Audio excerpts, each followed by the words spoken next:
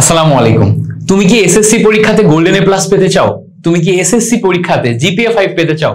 কিন্তু তুমি বুঝতেছো না ঠিক কিভাবে পড়াশোনা করবা। দেখো, তুমি যদি গোল্ডেন এ প্লাস পেতে চাও বা জিপিএ 5 পেতে চাও, সেই ক্ষেত্রে পড়ার রুটিন অত্যন্ত গুরুত্বপূর্ণ একটি ফ্যাক্টর।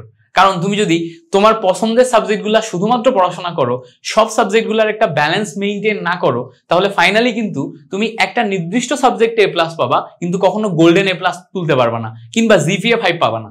এই জন্য জিপিএ 5 পাওয়ার জন্য কিংবা গোল্ডেন এ প্লাস পাওয়ার জন্য এসএসসি সেগমেন্টে পারফেক্ট একটা পড়ার রুটিন প্রয়োজন।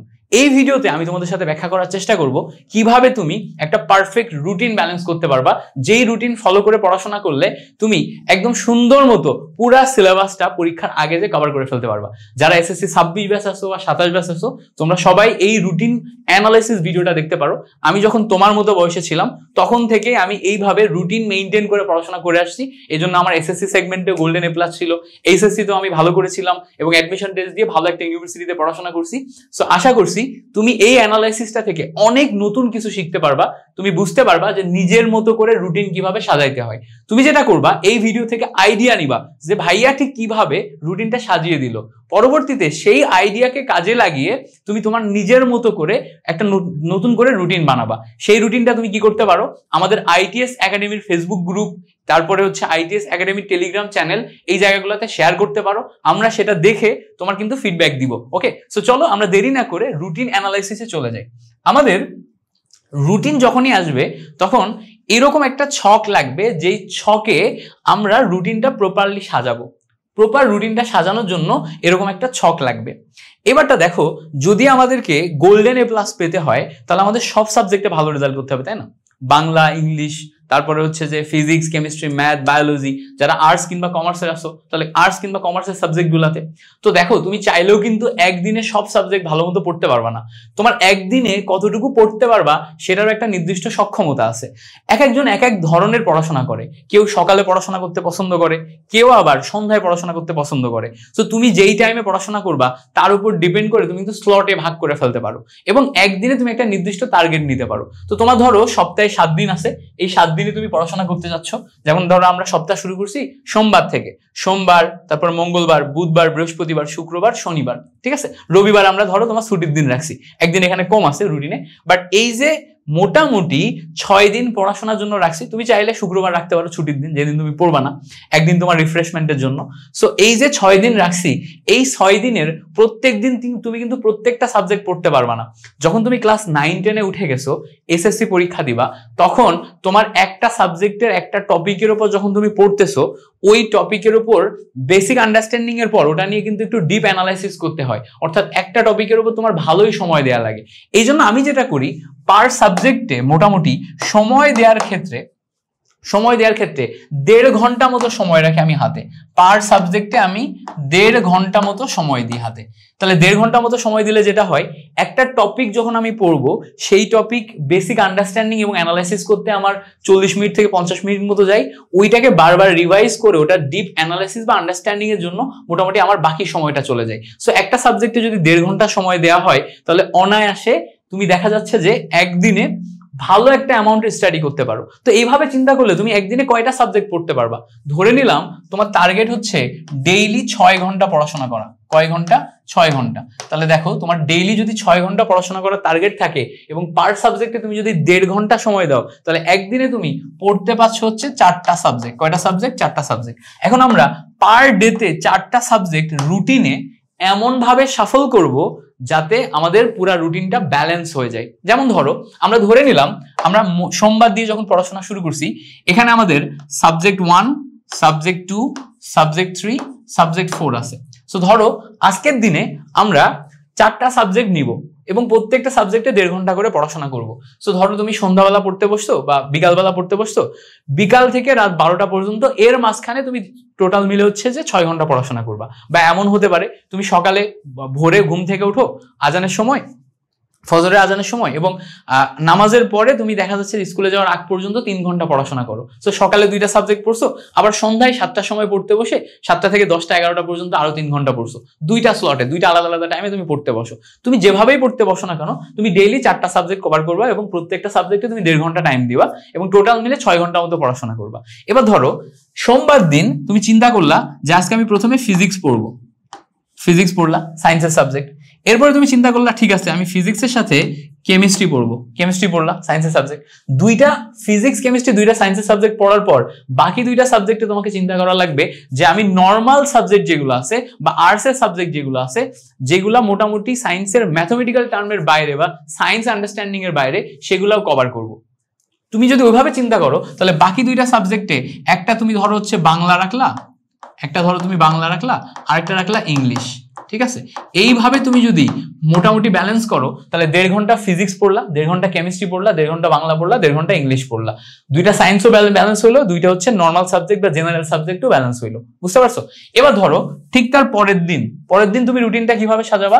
আগের যে রুটিন সেই রুটিনের সাথে অল্টারনেট করে সাজাইতে হবে। কিভাবে? এবার ধরো এই ফিজিক্স কেমিস্ট্রি তোমার শেষ হয়ে গেছে সায়েন্সের, পরের দিন যে তুমি কি করবা, ম্যাথ এবং বায়োলজি এই সাবজেক্ট নিবা, ম্যাথ এবং বায়োলজি। পরের দিন ম্যাথ এবং বায়োলজির সাথে বাংলা ইংলিশ নিয়েছিল না, এখন বাংলা ইংলিশ ছাড়া আরো অন্যান্য সাবজেক্টও আছে, সেগুলো তো পড়তে হবে। যেমন ধরো তোমার আইসিটি থাকতে পারে, তাই না? আইসিটি থাকতে পারে, আইসিটির সাথে অন্য যে কোনো একটা সাবজেক্ট থাকতে পারে, বিজিএস। তো খেয়াল করো বিজিএস পড়লা। এবার বলবা ভাইয়া একদিনে তো বেশি মুখস্থ হয়ে গেল। যেমন ধরেন ম্যাথ আমি 1.5 ঘন্টা করলাম, এখানে আমার ম্যাথে অনেক ভালো ম্যাথ হইলো, বাট বায়োলজি মুখস্থ, আইসিটি মুখস্থ, বিজিএস মুখস্থ, একদিনে তো অনেক মুখস্থ হয়ে যাচ্ছে। তাহলে তোমার যদি মুখস্থ বিদ্যাতে অসুবিধা হয় সেই অনুযায়ী তুমি শাফল করে নিবা, শিফট করে ফেলবা। কেমন কেমন জিনিসটা হচ্ছে এরকম, তাহলে এখানকার বায়োলজি তুমি এখানে শিফট করে দাও আর এখানকার কেমিস্ট্রি তুমি এখানে শিফট করে দাও, তোমার মতো করে তুমি করো, সাজাও। এবার ধরো পরের দিন 3 নাম্বার দিনে এসে আবার আগের রুটিনটা তুমি রিপিট করবে। আগের রুটিন রিপিট কি? তুমি আবারও ফিজিক্স পড়লা, সাথে পড়লা কেমিস্ট্রি। এবার তুমি চিন্তা করলা ফিজিক্স কেমিস্ট্রির সাথে এই 3 নাম্বার দিন বাংলা ইংলিশ না রেখে আমি চিন্তা করলাম যেখানে আমি শুধু ইংলিশ রাখবো, ইংলিশের সাথে আমি অন্য একটা সাবজেক্ট পড়বো। সাপোজ ধরো আমার রিলিজিয়ন আছে, ধর্ম, ঠিক আছে?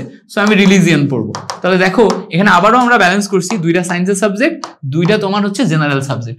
এইভাবে তুমি ব্যালেন্স করে 7 দিনে এমন ভাবে প্রপার রুটিন সাজাবা যে অন্তত একটা সাবজেক্ট 2 বার করে পড়া হয় সপ্তাহে।